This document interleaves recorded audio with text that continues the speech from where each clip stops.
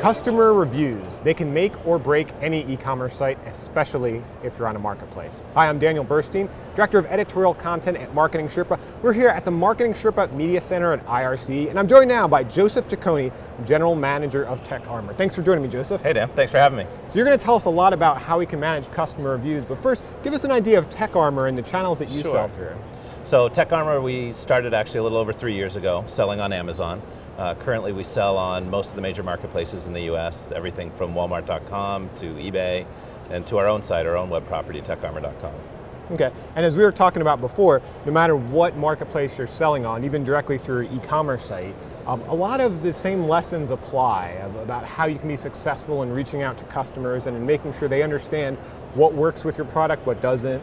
And can you give us a few tips on how you can reach out to customers? Sure, they do. Well, I mean, we really built our brand around service and support. And we were talking earlier a little bit about the resources that TechArmor has as a company. We're a small company, but over 60% of our human resources dedicated to customer service and support. So that's including sales, marketing, everything we're doing. The vast majority of our human investment is around service and support. And so it's to not only tell people, respond to their needs and their issues to make sure they're having a great experience, but to really kind of speak our brand voice, what we're all about. And we look at TechArmor and we say, well, what is your brand? What is your story? And we like to say we've got your back. And we're a brand that you can count on. We've got the catcher tagline that says, you play, we protect. So we want you to go out there and use your device, your iPhone, your iPad, whatever it may be, and not worry about it. So we're going to protect the screen, we're going to protect it with a case, we're going to keep it charged, all those different accessories. That's TechArmor. Now I want to go back to that statistic you said. I want to make sure we don't overlook that because that's huge. 60% of your human resources are going towards looking at customer reviews, looking at social media, making sure the customer's happy. So we hear from a lot of companies, they say, they're dedicating an intern to social media, or, they just say, I don't have time to do this. But why are you dedicating 60% of your people to that? That's a huge investment for you. Well, when we started the company, we looked at it and we said, okay, we want to be a real competitor to the big brands that exist today. We're not going to go and probably get our product into a major retailer like a Best Buy day one, but we're going to be out there on marketplace and we're going to compete. And so we had kind of three major tenets. The first was quality, and so every product we build, we stand behind with a lifetime replacement warranty. And we do that time and again, and people ask us, really? Or are you crazy?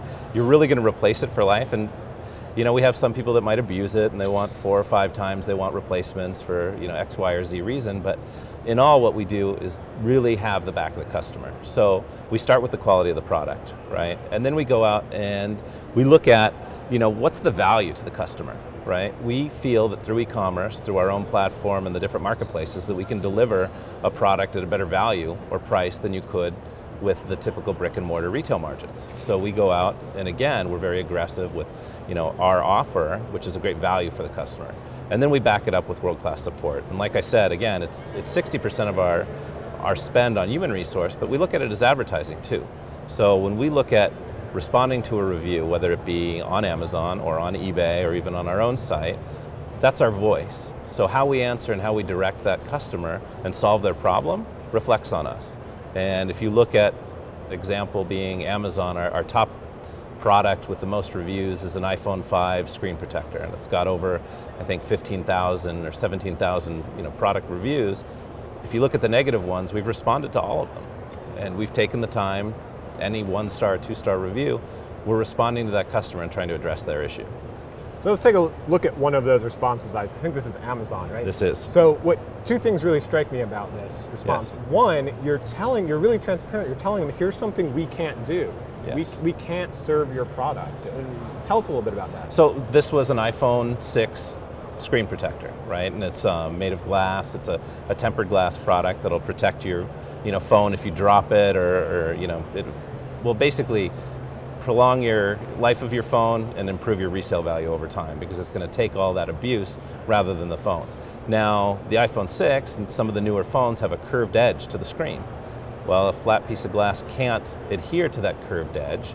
We've since developed some solutions actually that do solve that problem. But this particular case, the customer said, hey, complained about the fact that it didn't cover all the way to the edge. And so we simply point out, we're very honest and, like you said, transparent. We can't make the glass curve around the edge and match the curvature of the phone, not for a product that sells for $10 on Amazon. And this is the solution that we have today. And that's what we did. And I think some people appreciate it. And maybe they don't want to buy it because they're going to go look for another solution that doesn't exist.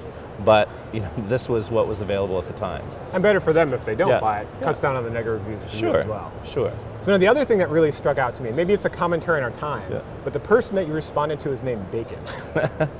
Bacon, we did respond to Bacon, and we've responded to Captain Marvel and lots of other people that might use a pen name rather than their real name when they're writing a review. I think it goes to show you have to take really everyone seriously on social media. You never know who's behind those accounts through a marketplace review. That's true. We had a really funny one, and I think I had it in my presentation earlier, that we call the Martini story. And the customer said how terrified he was to put a screen protector on because he thought he was going to get bubbles. So he had a couple Bombay Sapphire Martinis, put it on, no bubbles, was so excited he went to bed, and the next day when he woke up he realized he put it on upside down.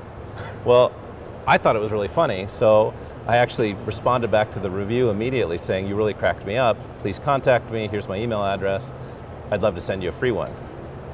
Lo and behold, he did, but what we didn't realize was how many people started commenting on that review. And it actually was several hundred people on Amazon commented about the review and said, here for Tech Armor, thanks for supporting his drinking, all of these great things, and here, I'm going to try a couple Bombay Sapphire Martinis and install my screen protector from Tech Armor. You have a co-marketing opportunity. Yeah, it was great. We really should have contacted the spirit manufacturer, but it's just one of those cases where free advertising, really. We got to talk about our brand message in a way that didn't cost us anything, truly, but there's a lot of eyeballs that are seeing that review, seeing our response, and knowing what our company's all about. So if I could break down your advice to other marketers, two phrases, I'd say, be real, be helpful. Is that Be real, be helpful, and at the end of the day, we try to be a company that we'd want to buy from ourselves. So put yourself in your customer's shoes and see it, So see it for what it is and treat it like, it's valuable to you. Awesome. Well, thank you for your time. Dan, thank you. And thank you for watching. You can get much more tips, tactics, case studies, and marketing industry data at MarketingSherpa.com.